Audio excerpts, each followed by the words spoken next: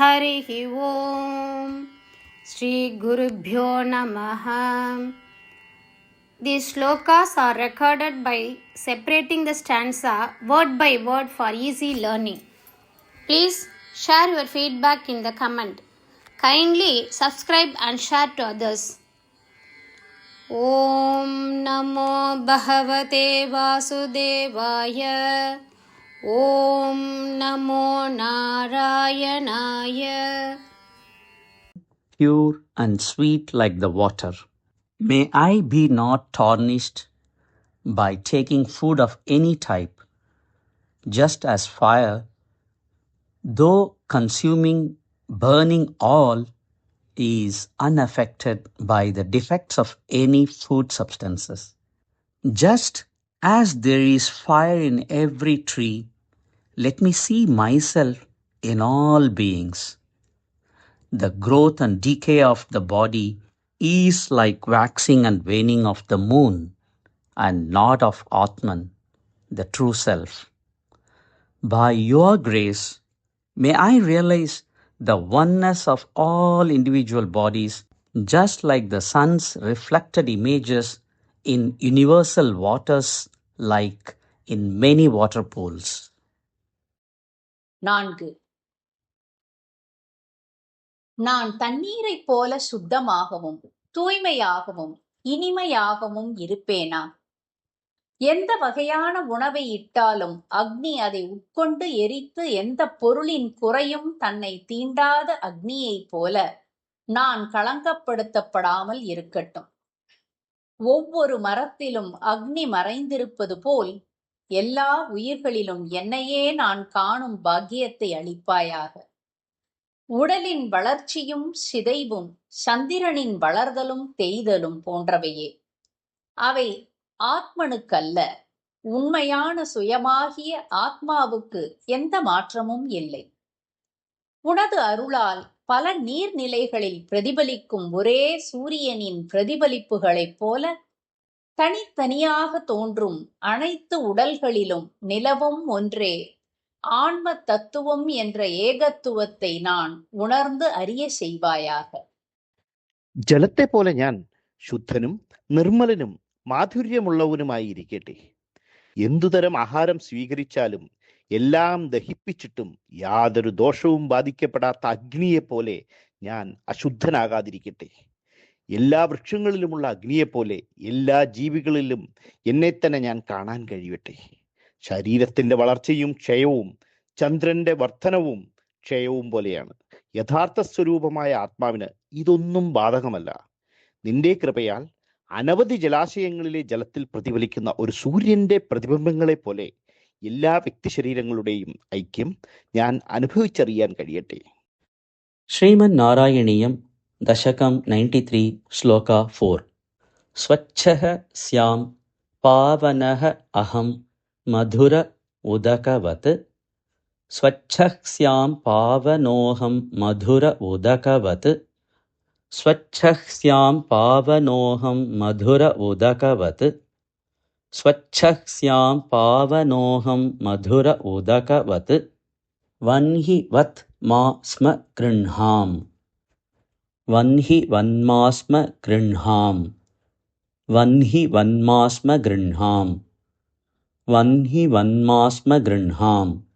സ്വച്ഛഃ സ്യാം പാവനോഹം മധുര ഉദകവത്. വൻഹി വന്മാസ്മ ഗൃഹാം. സ്വച്ഛഃ സ്യാം പാവനോഹം മധുര ഉദകവത്. വൻഹി വന്മാസ്മ ഗൃഹാം. സ്വച്ഛഃ സ്യാം പാവനോഹം മധുര ഉദകവത്. വൻഹി വന്മാസ്മ ഗൃഹാം. സർവ അന്നീനഃ അപി ദോഷം തരുഷു തം ഇവ. സർവാന്നീനോപി ദോഷം തരുഷു തമിവ. സർവാന്നീനോപി ദോഷം തരുഷു തമിവ. സർവാന്നീനോപി ദോഷം തരുഷു തമിവ. മാം സർവഭൂതേഷു അവേയാം. മാം സർവഭൂതേഷ്വവേയാം. മാം സർവഭൂതേഷ്വവേയാം. മാം സർവഭൂതേഷ്വവേയാം.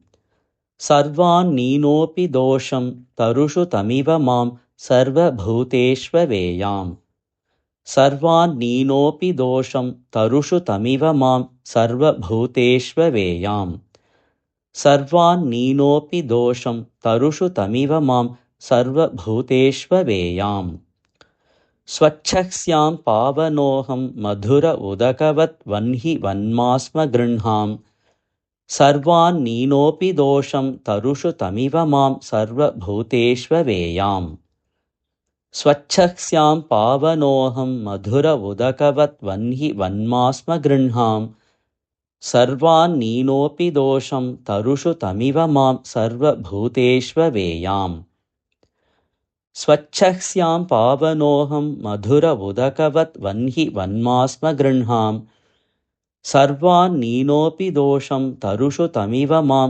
सर्वभूतेष्वेयाम् पुष्टिः नष्टिः कलानां शशिनः इव तनोः पुष्टिर्नष्टिः कलानां शशिन इव तनोः पुष्टिर्नष्टिः कलानां शशिन इव तनोः पुष्टिर्नष्टिः कलानां शशिन इव तनोः न आत्मनः अस्ति इति विद्याम् नात्मनोऽस्तीति विद्याम् नात्मनोऽस्तीति विद्याम् नात्मनोऽस्तीति विद्याम् पुष्टिर्नष्टिः कलानां शशिन इव तनोर्नात्मनोऽस्तीति विद्याम् पुष्टिर्नष्टिः कलानां शशिन इव तनोर्नात्मनोऽस्तीति विद्याम् पुष्टिर्नष्टिः कलानां शशिन इव तनोर्नात्मनोऽस्तीति विद्याम्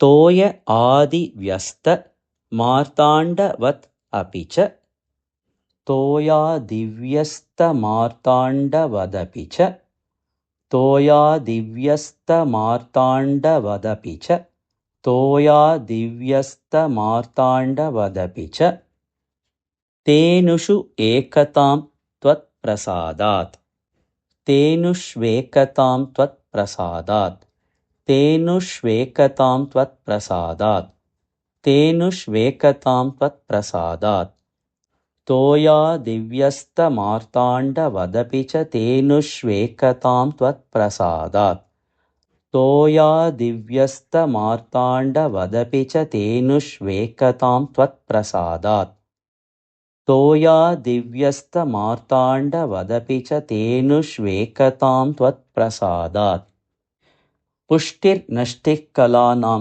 शशिन इव तनोर्नात्मनोऽस्तीति विद्याम् तोयादिव्यस्तमार्ताण्डवदपि च तेनुष्वेकतां त्वत्प्रसादात् पुष्टिर्नष्टिः कलानां शशिन इव तनोर्नात्मनोऽस्तीति विद्याम् तोयादिव्यस्तमार्ताण्डवदपि च तेनुष्वेकतां त्वत्प्रसादात् पुष्टिर्नष्टिः कलानां शशिन इव तनोर्नात्मनोऽस्तीति विद्याम् तोयादिव्यस्तमार्ताण्डवदपि च तेनुष्वेकतां त्वत्प्रसादात् स्वच्छस्यां पावनोऽहं मधुर उदकवत् वह्नि वन्मास्म गृह्णाम् सर्वान्नीनोऽपि दोषं तरुषु तमिव मां सर्वभूतेष्वेयाम् पुष्टिर्नष्टिः कलानां शशिन इव तनोर्नात्मनोऽस्तीति विद्याम्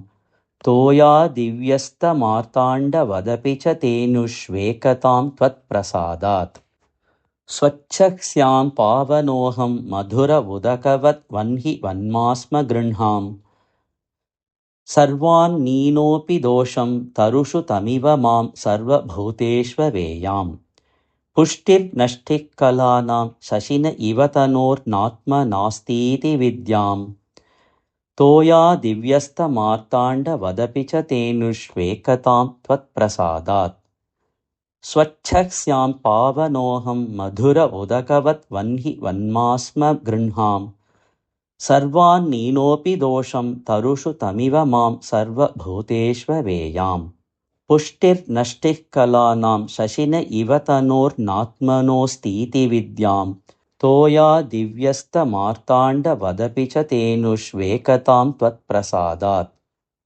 स्वच्छस्यां पावनोऽहं मधुर उदकवत् वह्नि वन्मास्म गृह्णाम् सर्वान्नीनोऽपि दोषं तरुषु तमिव मां सर्वभूतेष्वेयाम् पुष्टिर्नष्टिः कलानां शशिन इव तनोर्नात्मनोऽस्तीति विद्याम् तोया दिव्यस्तमार्ताण्डवदपि च तेनुष्वेकतां त्वत्प्रसादात् स्वच्छस्यां पावनोऽहं मधुरबुदकवत् वह्नि वन्मास्म गृह्णाम् सर्वान्नीनोऽपि दोषं तरुषु तमिव मां सर्वभूतेष्वेयाम्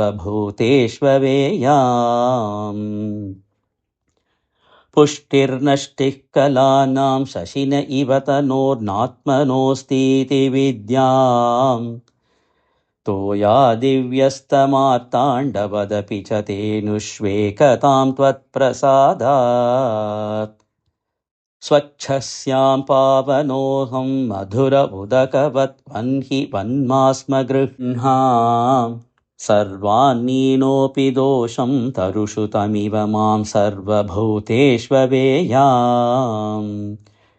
पुष्टिर्नष्टिः कलानां शशिन इव तनोर्नात्मनोऽस्तीति विद्याम् तोया दिव्यस्तमार्ताण्डवदपि च तेनुष्वेकतां त्वत्प्रसादात् स्वच्छस्यां पावनोऽहं मधुरबुदकवत् वह्नि वन्मास्म गृह्णाम् सर्वान्नीनोऽपि दोषं तरुषु तमिव मां सर्वभूतेष्वेयाम्